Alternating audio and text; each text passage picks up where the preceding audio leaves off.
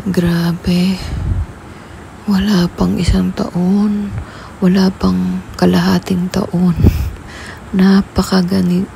Ganito karumi ang bag ng anak ko. Hindi ko alam kung bakit ganyan, pero ayan nga, ito nakikita nyo, parang ink siya sa mga color pen. Tapos dito sa may baba, siguro kung saan-saan niya lang nilalapag yung bag, kaya ganyan rin kadumi. Grabe, hindi ko alam kung matatanggal ba nitong Shine Pro na sabon na to, itong mga manchang ito. Pero susubukan ko, titingnan ko talagang effective ba talaga tong sabon na to.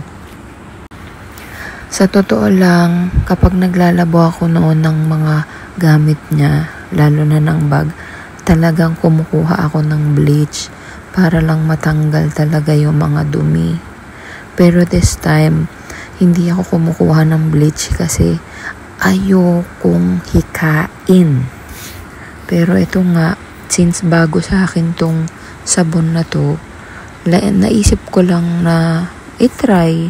Titingnan ko kung effective talaga at totoo yung mga nakikita ko sa mga videos. Ayan mga moms, kitang-kita nyo, naka-zoom in pa yung mga dumi dyan para lang mapakita ko sa inyo kung gaano kadumi. Ayan, tapos na ako mag-apply nung sabon, kaya ibabrush ko na. Sana panoorin nyo.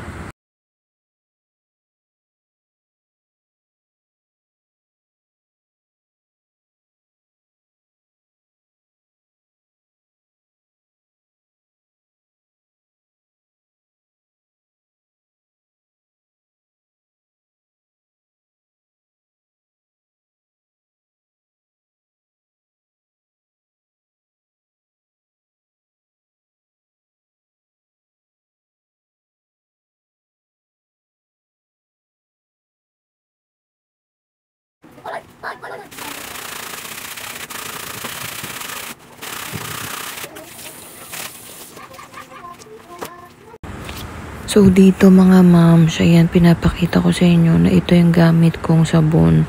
May pink, may yellow, may green yan nasa kusina. Tapos yung gamit ko ngayon, itong white. Ayan na mga moms, tapos na ako magkuskus. Kaya ito binabanlawan ko na. Ay grabe, parang mukhang bago na ulit.